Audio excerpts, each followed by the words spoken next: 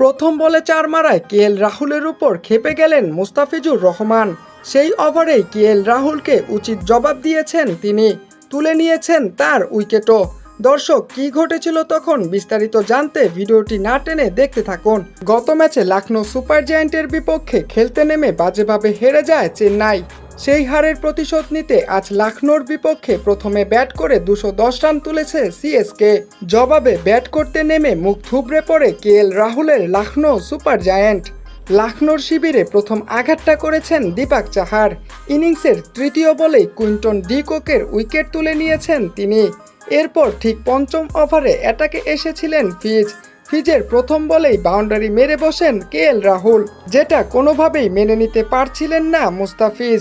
বিরক্ত হয়ে bowling side পরিবর্তন করেন তিনি এবং প্রথম বলটাই ছিল দুর্দান্ত। একটুর জন্য অফ স্টাম্পটাই উপড়ে যেত রাহুলের, কোনো রকমে বেঁচে যান তিনি।